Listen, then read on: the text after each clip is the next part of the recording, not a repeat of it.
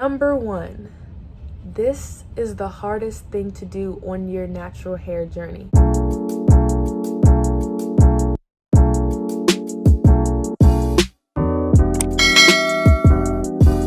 Hey guys, welcome back to my channel. Today I'm going to be giving you guys 10 natural hair growth tips that you need to know, because the last video I did really well. So this is basically a part 2. So I have 10 tips. Let's get into them. Is to not hop on trends. I guess like every week there's some sort of trend, like the inversion method or rice water, putting items in your hair that have the potential to be dangerous for your hair. So with this, just be careful about the trends that you decide to experiment with.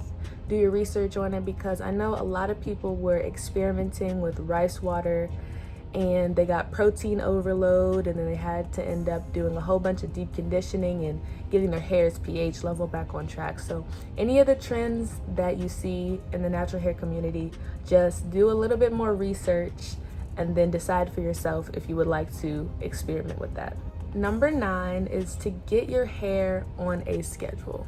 So everybody knows like how new babies act. Like you have to train them, you have to get them on a schedule in order for them to cooperate with you. So introduce your hair to a schedule. For me, I know that my natural hair wash day, maintenance day is Sunday. So every Sunday, you get your mind mentally prepared. Like we have to wash. No. We have to detangle. We have to wash. We have to deep condition. We have to style. Like, just get your mind ready for the fact that this day of the week is going to be wash day. So mentally prepare. And then once you pick the day of the week that you want to do your hair on, you have to stick to it. So you can't say, I'm going to do my hair on Sunday.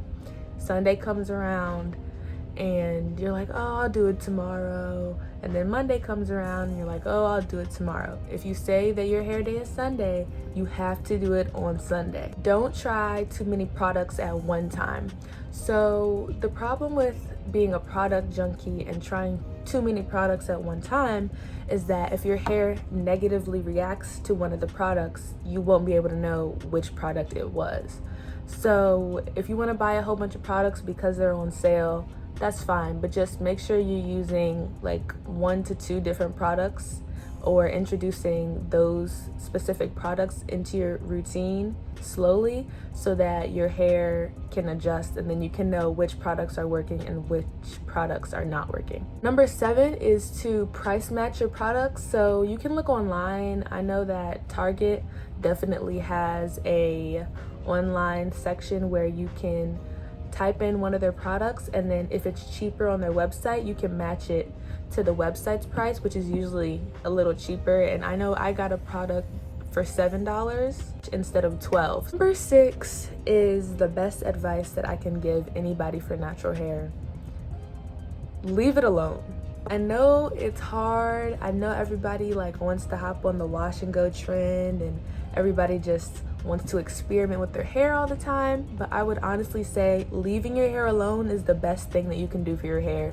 Low manipulation and protective styling is the way to go. Number 5, only go to stylists that you trust, and only go to people that you know will handle your hair with care. You had a bad day, because we all have them as stylists. We have bad days. You walked in here today talking about, well, this one client, and you know I knew who you were talking about. But you came back a couple weeks ago.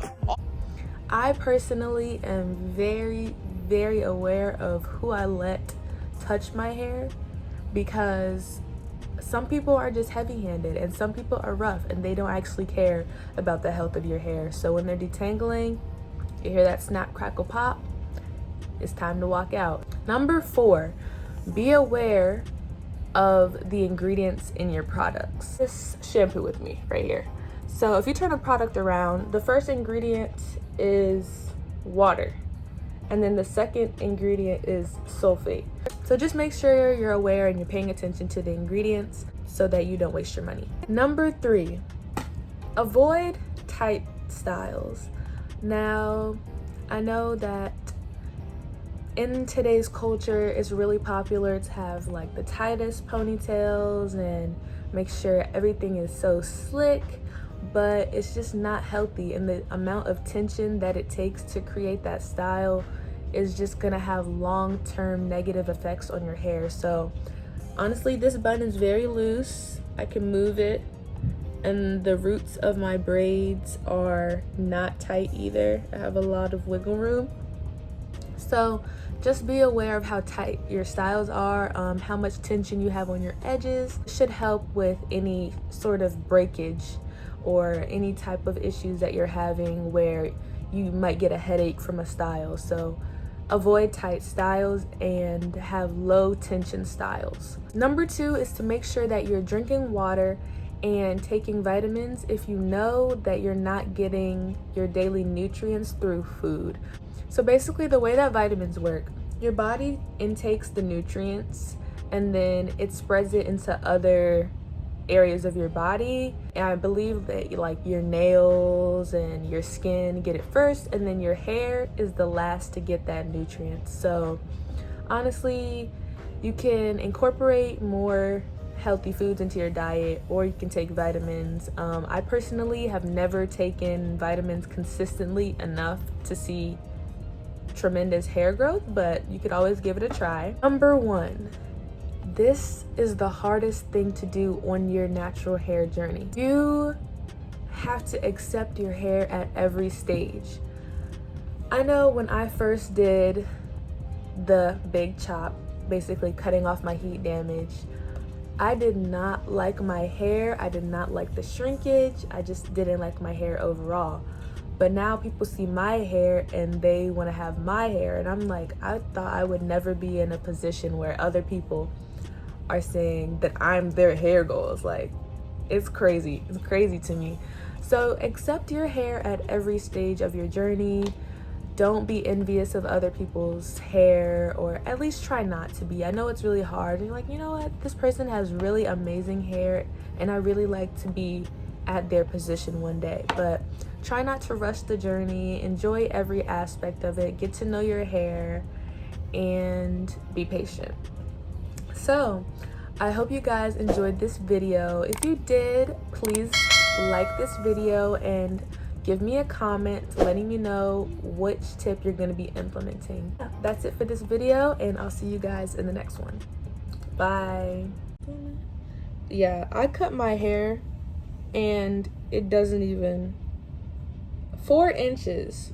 Like, it doesn't feel, it feels lighter. It feels airier.